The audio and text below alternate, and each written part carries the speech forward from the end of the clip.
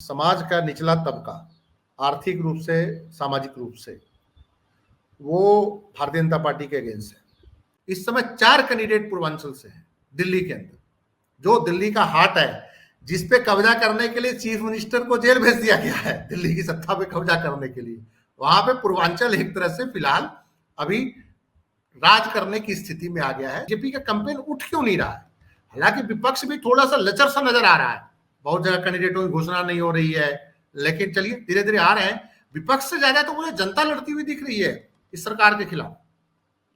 विपक्ष अभी कैंपेन नहीं कर रहा है, लेकिन बीजेपी का कैंपेन न उठना ये साबित कर रहा है कि देश की जो जनता है वो बीजेपी से उत्साहित नहीं है, बीजेपी की नीतियों का समर्थन नहीं कर रही है।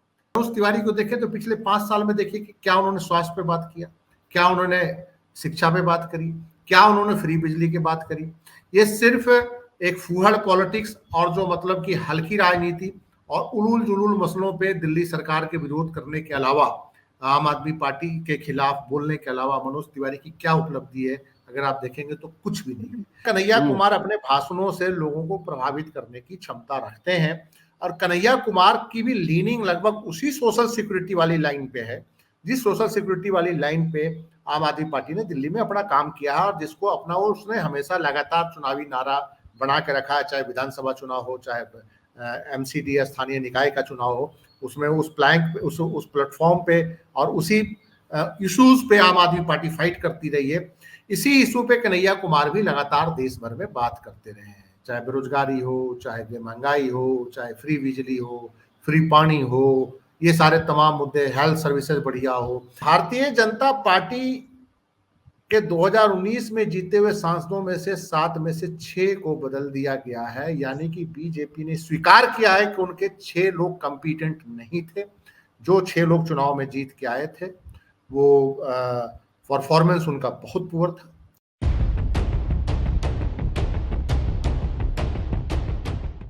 लोकसभा चुनाव 2024 यह एपिसोड दिल्ली विशेष है। दिल्ली में आम आदमी पार्टी और कांग्रेस का गठबंधन है। 4 सीटों पर आम आदमी पार्टी ने पहले ही घोषणा कर दी थी। उधर बीजेपी ने अपने 7 उम्मीदवार की घोषणा कर दी थी, लेकिन प्रतीक्षा था कि कांग्रेस पार्टी किसको चुनाव लड़ाएगी। तो कल कांग्रेस ने अपना पूरा 3 जो कैंडिडेट है उसकी घोषणा की, कन्हैया कुमार, जेपी अग्रवाल और उदित राज। सबसे पहले कौन किसके सामने है ये मैं आपको बताता हूं, और किसका पलड़ा भारी होगा, दिल्ली के दंगल में जीते या कौन, कितना पुरबिया, कितने लोग हैं, कितना भारी है, वो भी आपको बताएंगे। मैं दिल्ली यूनिवर्सिटी में छात्र रहा हूं और कभी इक्के दुक्के किसी को टिकट मिलती थी विधानसभा लोकसभा में, लेकिन मैं समझता हूं कि इस बार पूर्वांचल पूरब के लोगों को 4 लोगों को टिकट दिया गया। सबसे पहले शुरू करते हैं नॉर्थ वेस्ट दिल्ली। वो रिजर्व सीट है, कांग्रेस ने उदित राज जी को सामने लाया है और उनके समक्ष बीजेपी की ओर से उनके सामने है योगेंद्र चंदौलिया। उसके बाद आइए साउथ दिल्ली, महाबल मिश्रा साहब है, सॉरी वेस्ट दिल्ली, महाबल मिश्रा साहब आम आदमी पार्टी की ओर से है और कमलजीत सहरावत जो है वो बीजेपी की ओर से है। साउथ दिल्ली में सही राम पहलवान आम आदमी पार्टी की ओर से है और रामवीर सिंह बिधूरी वो बीजेपी की ओर से है। चांदनी चौक जेपी अग्रवाल कांग्रेस की ओर से है और प्रवीण खंडेलवाल बीजेपी की ओर से है। सबसे दिलचस्प नॉर्थ ईस्ट दिल्ली, कन्हैया कुमार कांग्रेस की ओर से और मनोज तिवारी बीजेपी की ओर से। मनोज तिवारी गायक हैं, एक्टर हैं, और कन्हैया प्रोफेशनल एक्टिविस्ट है, वो बहुत शानदार भाषण करते हैं। फिर आइए ईस्ट दिल्ली में हर्ष मल्होत्रा बीजेपी की ओर से और कुलदीप कुमार आम आदमी पार्टी की ओर से। यहाँ आम आदमी पार्टी ने एक जनरल सीट पे दलित कैंडिडेट को लड़वाया है। न्यू दिल्ली स्वराज मंसूरी स्वराज बीजेपी की ओर से और सोमनाथ भारती आम आदमी पार्टी की ओर से। तो कांग्रेस के 3 उम्मीदवार जेपी अग्रवाल, कन्हैया कुमार और उदित राज जी, और आम आदमी पार्टी के 4 उम्मीदवार हैं। बीजेपी के सामने आम आदमी पार्टी और कांग्रेस का गठबंधन है। क्या होगा दिल्ली का हाल, इसी पे चर्चा है। दोस्तों, रतनलाल बोल रहा हूँ और आप देख रहे हैं अम्बेडकर नामा। वरिष्ठ पत्रकार संजीव पांडे साहब हमारे साथ इस एपिसोड में मौजूद हैं और पूरे आंकड़ों और खाकों के साथ कि कहाँ क्या स्थिति बैठेगी। स्वागत है संजीव जी। नमस्कार। नमस्कार सर। जी बताएं। देखिए, इस चुनाव को, दिल्ली के चुनाव में कई बड़े अच्छे एंगल हैं। जी। पहला एंगल तो है कि भारतीय जनता पार्टी को एक गठबंधन मुकाबला दे रहा है। पिछली बार 2019 के चुनाव में आम आदमी पार्टी और कांग्रेस और बीजेपी सब अलग-अलग लड़े थे और बीजेपी 7 के 7 सीट जीत गई थी। दूसरा, इस बार अगर आप लिस्ट देखें तो इंडी गठबंधन, जो एनडीए इंडिया गठबंधन के सामने खड़ा है, इंडिया इंडिया गठबंधन, इंडिया गठबंधन को अगर आप देखें तो उसमें पूर्वांचल के लोगों का दबदबा है। किसी जमाने में जो दिल्ली की पॉलिटिक्स पे पंजाबी लोगों का दबदबा था, स्थानीय जो वहाँ पे जातियां थी, गुजर, जाट, इन समूह का दबदबा था, उस दबदबा को अब यहाँ के स्थानीय लोग खत्म होते देख रहे हैं। थर्ड सबसे बड़ी बात यह है कि जब चुनाव हो रहा है तो दिल्ली के अंदर जो दिल्ली के जो मुख्यमंत्री हैं वो एक भ्रष्टाचार के मामले में उनको केंद्र सरकार ने जेल में डाल रखा है। और सबसे बड़ी बात यह है कि एक अग्नि परीक्षा होगी कि जिस मुख्यमंत्री को जेल में भेजा गया है उस मुख्यमंत्री की जो लोकप्रिय योजनाएं हैं वो लोकसभा चुनाव में इंडिया गठबंधन को कितनी मदद करती है।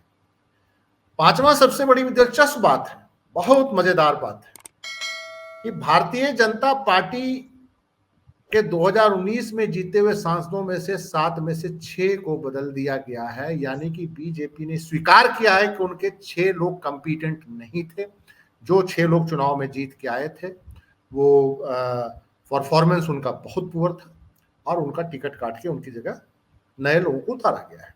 और उसमें तो आप देखिए कि एक जो टिकट कटा है उसमें केंद्रीय मंत्री रही हैं मीनाक्षी लेखी, उनका भी टिकट कट गया है। तो ये एक मतलब कि, और एक बहुत बड़े राजनेता हैं के बेटा थे, साहब सिंह वर्मा का बेटा प्रवेश वर्मा, जो दिल्ली की जाट पॉलिटिक्स जो बीजेपी की थी उसको कंट्रोल करते थे, उनका भी टिकट काट दिया गया है। तो ये 5-6 एंगल में दिल्ली को अगर आप देखेंगे तो फर्स्ट टाइम ऐसा लग रहा है कि बीजेपी, चूंकि बीजेपी के पास विधानसभा नहीं है, बीजेपी से आम आदमी पार्टी ने एमसीडी छीन ली है और त्रिकोणीय मुकाबला नहीं है, आमने सामने का मुकाबला है। तो ये चुनाव बड़ा दिलचस्प हो गया है दिल्ली का। और इस चुनावी दिलचस्प में जो सबसे बड़ी खबर ये है कि एक बहुत बड़े एक्टिविस्ट कन्हैया कुमार जो लेफ्ट से कांग्रेस की तरफ आए हैं, जो लेफ्ट की राजनीति करते थे, लेफ्ट से कांग्रेस में ज्वाइन किया है, वो मनोज तिवारी के खिलाफ आए हैं। मनोज तिवारी इकलौते सांसद हैं 2019 के जिनको बीजेपी ने परफॉर्मर माना है। बेशक लोकसभा में उनकी एक्टिविटी बहुत कुछ खास नहीं दिखी है, लेकिन बीजेपी की परिभाषा है एक परफॉर्मेंस की, उस परफॉर्मेंस की परिभाषा में वो खरे उतरे हैं। भोजपुरी नायक हैं, भोजपुरी गायक हैं, सारी चीजें हैं। तो उसके बेस पे उनका टिकट जो है भारतीय जनता पार्टी ने कंफर्म रखा है। तो ये इस सारे सिनेरियो में बीजेपी वहां पे लड़ रही है। क्या होगा सर? चलिए कन्हैया कुमार का ही लेते हैं कि नॉर्थ ईस्ट दिल्ली हमारा जो एरिया भी उसी में आता है, तो दिलचस्प मुकाबला तो इसे चर्चित मुकाबला होगा ये। देखिए, मैं चुनावी जो माहौल है उस माहौल में एक बात तो स्पष्ट है कि समाज का निचला तबका आर्थिक रूप से, सामाजिक रूप से, वो भारतीय जनता पार्टी के अगेंस्ट है। इस इलाके में काफी ज्यादा लोग हैं समाज के निचले तबके से भी, सामाजिक रूप से भी, आर्थिक रूप से, माइग्रेंट पॉपुलेशन भी है, दलित भी हैं, और जिनको काफी कुछ लाभ अरविंद केजरीवाल के जो सोशल वेलफेयर स्कीम जो है उससे मिलता रहा है। तो निश्चित रूप से चूंकि अरविंद केजरीवाल का भी एक समर्थन है कांग्रेस पार्टी को, और केजरीवाल इस समय जेल में है, आपके पास एक वॉलंटियर्स का तबका है, और कन्हैया कुमार अपने भाषणों से लोगों को प्रभावित करने की क्षमता रखते हैं। और कन्हैया कुमार की भी लीनिंग लगभग उसी सोशल सिक्योरिटी वाली लाइन पे है, जिस सोशल सिक्योरिटी वाली लाइन पे आम आदमी पार्टी ने दिल्ली में अपना काम किया है, और जिसको अपना वो उसने हमेशा लगातार चुनावी नारा बना के रखा है, चाहे विधानसभा चुनाव हो, चाहे एमसीडी स्थानीय निकाय का चुनाव हो, उसमें उस प्लैंक उस प्लेटफॉर्म पे और उसी इश्यूज पे आम आदमी पार्टी फाइट करती रही है। इसी इशू पे कन्हैया कुमार भी लगातार देश भर में बात करते रहे हैं, चाहे बेरोजगारी हो, चाहे महंगाई हो, चाहे फ्री बिजली हो, फ्री पानी हो, ये सारे तमाम मुद्दे, हेल्थ सर्विसेज बढ़िया हो। तो इस मुद्दे पे अगर उनके खिलाफ खड़े मनोज तिवारी को देखें तो पिछले 5 साल में देखिए कि क्या उन्होंने स्वास्थ्य पे बात किया, क्या उन्होंने शिक्षा पे बात करी, क्या उन्होंने फ्री बिजली की बात करी। ये सिर्फ एक फूहड़ पॉलिटिक्स और जो मतलब कि हल्की राजनीति और उलूल जुलूल मसलों पे दिल्ली सरकार के विरोध करने के अलावा, आम आदमी पार्टी के खिलाफ बोलने के अलावा मनोज तिवारी की क्या उपलब्धि है, अगर आप देखेंगे तो कुछ भी नहीं है। तो निश्चित रूप से कन्हैया कुमार एक बहुत ही टफ कंटेस्ट देने जा रहे हैं। नरेंद्र मोदी जी की कोई लहर नहीं है इस बार, नरेंद्र मोदी जी के पक्ष में कोई वो नहीं आ रहा है। और दिल्ली का पीछे एक जो सर्वे आया है, उस सर्वे में ये स्पष्ट बताया गया है कि जो दिल्ली के स्लम्स और गरीब की जो बस्तियां हैं, उन बस्तियों में साफ तौर पे शिक्षा और स्वास्थ्य को लेकर दिल्ली सरकार ने जो कदम उठाया है उसमें उनके लिए पॉजिटिव धारणा है। और दूसरी, बढ़ती हुई महंगाई और बेरोजगारी को लेकर इन जगहों पर रहने वाले लोगों में बहुत भयंकर नाराजगी केंद्र सरकार के खिलाफ है। तो ये एक बहुत बड़ा फैक्टर कन्हैया कुमार के पक्ष में काम कर रहा है।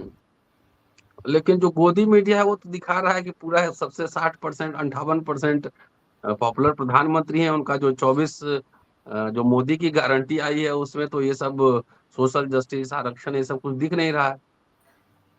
देखिए, गोदी मीडिया तो लगातार नारा वो दे ही रही है अपने तरफ से कि अब की बार 400 पार को पूरा का पूरा जो एक वो देने के सर्टिफिकेट वो दे रहे हैं एक तरह से। सवाल ये है कि सीएसडीएस का सर्वे क्या करता है। सीएसडीएस जो है उसने एम्प्लॉयमेंट इशू पे, भ्रष्टाचार के इशू पे, महंगाई के इशू पे, इलेक्शन कमीशन के क्रेडिबिलिटी के इशू पे के साथ साथ और भी तमाम इंपॉर्टेंट इशू, राम मंदिर इशू हो गया, ये सब तमाम इशू, किसान फार्मर्स के इशू पे, अलग अलग इशू पे लोगों से राय ली थी। और तमाम जो उसमें राय के बाद जो परिणाम आए, वो परिणाम नरेंद्र मोदी जी के लिए बहुत ही एक बुरी खबर लेके आए हैं कि जो इलेक्शन कमीशन को लोग 28% लोग 2019 में बोल रहे थे कि उस समय 28% लोगों ने कहा था कि इलेक्शन कमीशन की क्रेडिबिलिटी टूट रही है, अब वो 50% 55% से ऊपर लोग बोल रहे हैं कि इलेक्शन कमीशन की क्रेडिबिलिटी टूट रही है, खत्म हो रही है। इलेक्शन कमीशन को वो मान रहे हैं कि इलेक्शन कमीशन पक्षपाती है, वो ईवीएम पे भी सवाल उठा रहे हैं। वही लोग भ्रष्टाचार पे भी जो लोग बोलते थे, बेरोजगारी पे बहुत कम संख्या में पिछले 2019 में बोल रहे थे, वो 50% से ऊपर लोग भ्रष्टाचार को, बेरोजगारी को, महंगाई को बहुत बड़ा इशू मान रहे हैं। तो अब गोदी मीडिया क्या कर रहा है, उसके जस्ट अपोजिट है सीएसडीएस का सर्वे है। और सीएसडीएस का सर्वे जो है इशू बेस्ड सर्वे, जैसे कर्नाटक चुनाव से पहले जो सीएसडीएस का सर्वे हुआ था विधानसभा चुनाव से पहले, उसमें पूरी तरह से वो सर्वे खरा उतरा था चुनाव परिणाम, और बीजेपी को वहां हार हुई थी। भ्रष्टाचार को लेकर भी लोगों ने बहुत नाउम्मीदी जाहिर की है इस केंद्र सरकार से। उनका मानना है कि भ्रष्टाचार बढ़ा है, बहुत बड़ी आबादी देश का मान रही है कि भ्रष्टाचार बढ़ा है, बिना पैसे दिए काम नहीं हो रहे हैं। तो ये सब तमाम इश्यूज हैं। और देखिए, अब गोदी मीडिया सर्वे तो कहीं जाके करती नहीं है, वो तो टाइपराइटर में टाइप करके आ जाता है कि आप ये बोल दीजिए 5 बजे, ये बोल दीजिए 6 बजे, बोल दीजिए 7 बजे। अगर गोदी मीडिया के अगर पॉपुलरिटी बता रही है तो दिल्ली का ही चुनाव देख लीजिए, ठीक है। तो 2019 में राष्ट्रवाद एक बहुत इंपॉर्टेंट मुद्दा था, बालाकोट हो गया था, पुलवामा हो गया था, दिल्ली में 7 की 7 सीटें नरेंद्र मोदी को मिल गई थी। लेकिन उसके बाद जो चुनाव हुए उसमें नरेंद्र मोदी जी को लगातार दिखते आई दिल्ली के अंदर। और तो और एमसीडी जो बहुत लंबे समय से बीजेपी कंट्रोल कर रही थी, वो भी आम आदमी पार्टी ने उनसे छीन ली। तो प्रधानमंत्री जी की लोकप्रियता, जो वन नेशन वन इलेक्शन की बात लगातार इसलिए ही कर रहे हैं, प्रधानमंत्री जी की जो लोकप्रियता है, वो लोकप्रियता जो है वो अगर बढ़ी तो एमसीडी तो बीजेपी को नहीं हारना चाहिए। प्रधानमंत्री चूंकि हर जगह क्रेडिट लेते हैं हर चीज का, तो एमसीडी के हार का क्रेडिट भी तो उनको ही जाएगा ना। अगर एक आवास योजना की क्रेडिट ले रहे हैं, नगर निगम जो दिल्ली में काम कर रहा है उसका भी क्रेडिट पीएम को है, तो हर चीज पे जो मोदी जी की गारंटी है, नगर निगम भी नारा देता है, विधानसभा की सरकारें भी नारा देती है जहां बीजेपी की होती है कि मोदी जी की गारंटी है, तो हार का जो जिम्मेवारी और रिस्पॉन्सिबिलिटी भी तो प्रधानमंत्री जी के पास ही जाएगी ना, उनके ऊपर ही जाएगी ना। तो मेरा मानना है कि एक बहुत बड़ा मतलब कि नैरेटिव जो फिक्स किया जा रहा है, वो नैरेटिव फिक्स हो रहा है। लेकिन आप बताइए कि बीजेपी का कैंपेन उठ क्यों नहीं रहा है। हालांकि विपक्ष भी थोड़ा सा लचर सा नजर आ रहा है, बहुत जगह कैंडिडेटों की घोषणा नहीं हो रही है, लेकिन चलिए धीरे धीरे आ रहे हैं। विपक्ष से ज्यादा तो मुझे जनता लड़ती हुई दिख रही है इस सरकार के खिलाफ। विपक्ष अभी कैंपेन नहीं कर रहा है, लेकिन बीजेपी का कैंपेन न उठना ये साबित कर रहा है कि देश की जो जनता है वो बीजेपी से उत्साहित नहीं है, बीजेपी की नीतियों का समर्थन नहीं कर रही है। प्रधानमंत्री की रैलियों में सीट खाली, कुर्सियां खाली हैं। तो मेरा ये मानना है कि ये जो है नैरेटिव जो है वो नैरेटिव फॉल्स नैरेटिव है, मेरा ये मानना है। अब देखिए, दिल्ली लोकसभा चुनाव में 2-3 बातों का ख्याल रखना बड़ा उचित होगा। देखिए, दिल्ली की राजनीति अगर ऐतिहासिक रूप से देखेंगे, हिस्टोरिकली अगर देखेंगे, तो दिल्ली की राजनीति में पहले प्रभावी थे पंजाबी प्रभावित थे, बनिया प्रभावित थे, ये तमाम जातियां प्रभावित थी। लेकिन अगर आप देखें तो आम आदमी पार्टी ने थोड़ा सा इसका नैरेटिव बदला। 2012-13 के बाद यहाँ पे पूर्वांचल के लोगों की अच्छी खासी संख्या हो गई। विधानसभा में सबसे ज्यादा पूर्वांचल के लोगों को टिकट दिया आम आदमी पार्टी ने, और बहुत सारे पूर्वांचल के विधायक जीत के पहुंचे। दरअसल दिल्ली को अगर आप हिस्टोरिकली देखें तो दिल्ली अगर मुगलों के टाइम से देखें, तो मुगलों के टाइम से अगर दिल्ली को देखेंगे तो दिल्ली में एक तो मुगलों की आबादी थी, जो ओल्ड दिल्ली के अंदर जो मुस्लिम आबादी है। लेकिन ब्रिटिश काल में या ब्रिटिश काल के बाद और ब्रिटिश काल के दौरान ही एक स्थानीय जो गांव थे, जिसमें जाट थे, गुजर थे, त्यागी थे, 3-4 कम्युनिटी बहुत इंपॉर्टेंट कम्युनिटी थी, जिनकी जमीन पे आप मॉडर्न दिल्ली को देखते हैं। अगर नॉर्थ दिल्ली अगर वेस्ट दिल्ली को देखेंगे तो वहाँ पे जाट कम्युनिटी काफ़ी ज़्यादा है। अगर साउदर्न दिल्ली में देखेंगे तो वहाँ पे गुजर कम्युनिटी काफ़ी है। ईस्टर्न दिल्ली में त्यागी कम्युनिटी काफ़ी है, जिनके ज़मीनों पे दिल्ली का बसावट आगे बढ़ा। लेकिन 1980 के बाद जब माइग्रेंट पॉपुलेशन दिल्ली के अंदर आना शुरू हुआ तो बिहार और उत्तर प्रदेश के लोगों की आबादी बढ़ती गई। और बिहार उत्तर प्रदेश के लोगों की आबादी बढ़ते बढ़ते वो जनरली फैक्ट्रियों में काम करने वाली आबादी थी, लेबर की आबादी थी, और वो दिल्ली में स्थानीय रूप से बसते गए और दिल्ली में वो उन्होंने अपना स्थायी निवास बन लिया। लेकिन राजनीतिक हैसियत उनकी कमजोर थी। अगर आप देखेंगे तो इलेक्टेड गवर्नमेंट, जैसे दिल्ली में बीजेपी की जब विधानसभा का गठन हुआ 1990 के दशक में, तो आपने देखा होगा कि उस समय जो पहले जो मुख्यमंत्री बीजेपी ने जो बनाए थे उसमें मदन लाल खुराना साहब थे, सुषमा स्वराज जी थी, साहब सिंह वर्मा जी जैसे लोग थे। तो देखिए, सुषमा स्वराज जी और मदन लाल खुराना दोनों का बैकग्राउंड जो था वो पाकिस्तान से था, और वो पंजाबी कम्युनिटी से थे, एक ब्राह्मण थे और एक खत्री थे। तो उसके बाद साहब सिंह वर्मा स्थानीय जाट थे। फिर उसके बाद शीला दीक्षित जी आई, वो भी मूलतः खुद तो पंजाबी थी, उनकी शादी एक उत्तर प्रदेश के ब्राह्मण से हुई थी। तो ये, लेकिन जब आम आदमी पार्टी की जब सरकार आई तो आपने ये देखा होगा उस समय तक जो बिहार यूपी के लोग, शीला दीक्षित और भारतीय जनता पार्टी का जब खुराना साहब थे कार्यकाल में, थोड़े थोड़े एक एक दो दो विधायक पहुंच रहे थे, अपना एग्जिस्टेंस दिखाने की कोशिश पूर्वांचल के लोग कर रहे थे। लेकिन फिर भी उनका लगातार आरोप होता था कि हमें कांग्रेस या बीजेपी उचित सम्मान नहीं देती है। ये लगातार झगड़ा 2012-13 तक होता रहा कि पूर्वांचल के लोग अपनी हैसियत को मांगते रहे कि आप अपनी हैसियत हमारी बढ़ाइए, हमारी संख्या बढ़ाइए, हमारी टिकटों की संख्या बढ़ाइए। लेकिन उस हिसाब से उनको मिल नहीं पाता था, ये आरोप लगातार था। और अगर आप देखेंगे तो महाबल मिश्रा जो अभी भारतीय जनता पार्टी, जो कांग्रेस से छोड़ के आपके कैंडिडेट हैं, वो किसी जमाने में कांग्रेस के ही दिल्ली विधानसभा में सदस्य होते थे, और ये लगातार कई बार मुखर भी हो जाते थे कि कांग्रेस के अंदर भेदभाव होता है बिहार यूपी वालों के साथ। अब स्थितियां बदल गई 2012-13 के बाद, जब केजरीवाल ने कई टिकटें दी और वैसे इलाके में भी जीत के बिहार यूपी के लोग आ गए जो डोमिनेंट एरिया था पंजाबियों का, बनियों का। जैसे आपका मॉडल टाउन का एरिया है, आपका दिल्ली यूनिवर्सिटी का एरिया है, यहाँ से विधायक जो बन गए तिमारपुर का एरिया है, क्या कहा जाता है आपका राजेंद्र नगर का एरिया है, जो प्योर डोमिनेंट पंजाबी बनिया जो कम्युनिटी का डोमिनेंस पे, वहां पे दूसरे जब बिहार और पूर्वांचल के लोगों ने जब यहाँ पे अपना प्रदर्शन किया, जैसे भारतीय जनता पार्टी के अभी एक फायर ब्रांड नेता है जो लगातार सुर्खियों में रहते हैं, कपिल मिश्रा, वो भी आम आदमी पार्टी की राजनीति करते थे और मेरे हिसाब से मॉडल टाउन साइड से ही कहीं से वो जीत के आते थे। तो ये इलाका वो इलाका था जहां कोई पूर्वांचल का लोग उम्मीद नहीं करता था कि हम चुनाव जीत जाएंगे, और कहा जाता था कि ये एरिया उनका नहीं है, इनका एरिया आउटर पेरिफेरी में रखो, जहां पे मजदूर हैं, स्लम्स हैं, वहां पे बिहार यूपी के लोग रखो। जैसे बुराड़ी में संजीव झा या झा जी एक एमएलए हैं, तो इस तरह से। लेकिन इन इलाकों में भी जब डोमिनेंस बढ़ा तो जो अगर आप देखें तो अभी भी जब टिकट जो बंटवारा आप देख रहे होंगे तो नई दिल्ली से जो कैंडिडेट हैं, जो प्योर एलिट एरिया है दिल्ली का, लुटियन जोन्स भी है उसमें और बड़े बड़े अमीरों का घर है, वहां पे आम आदमी पार्टी के कैंडिडेट जो है बेसिकली बिहार से है, सोमनाथ भारती नवादा से है। तो मेरा ये मानना है, कन्हैया कुमार तो चलिए मनोज तिवारी वाला एरिया है, उसमें छोटे छोटे स्लम्स भी हैं, उसमें फैक्ट्री एरिया भी है, एरिया भी है।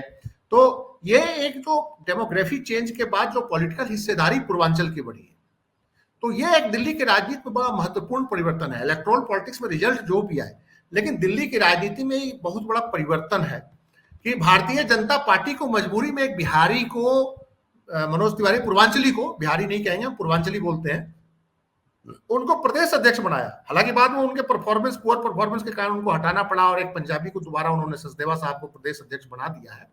लेकिन उसके बावजूद आप देखिए कि कांग्रेस और आपके जो कैंडिडेट हैं, आपने जैसे आपने कहा कि एक नया प्रयोग है, ये प्रयोग आप ही कर रही है और कोई दूसरी पार्टियां नहीं कर पा रही है, जो करना चाहिए कि एक जनरल सीट पे कुलदीप कुमार को इन्होंने ईस्ट दिल्ली पे इलेक्शन लड़ाया है, जहां से कभी ब्राह्मण एमपी होते थे। बैकुंठ लाल शर्मा, जहां तक मुझे याद है, बीजेपी से वहां जीतते थे।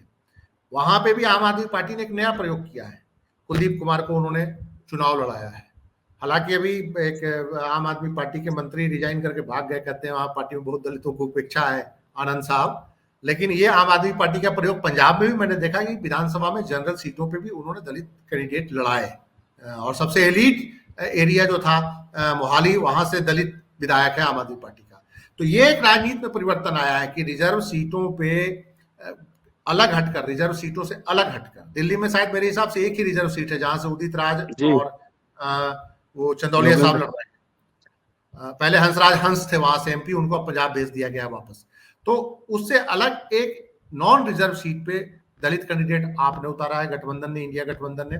और सबसे बड़ी बात यह है कि 7 में से 4 कैंडिडेट इस बार जो इंडिया गठबंधन की तरफ से हैं, वो जो है पूर्वांचल के हैं, और इधर भाजपा की तरफ से भी एक कैंडिडेट जो है वो भाजपा से एक और 3 उधर से, नहीं 4 हो गया ना। सोमनाथ भारती हो गए, कन्हैया कुमार हो गए, उदित राज भी तो पूर्वांचल से ही हैं। हाँ, महाबल मिश्रा, हाँ महाबल मिश्रा भी हो गए, और उदित राज भी इलाहाबाद से हैं ओरिजिनली, मेरे हिसाब से इलाहाबाद के कहीं आसपास के रहने वाले हैं, उस तरह। तो वो भी पूर्वांचली हो गए। तो 4 जो है पूर्वांचली कैंडिडेट हैं, 3 जो है वो मान के चलिए कि इस रीजन के कैंडिडेट हैं।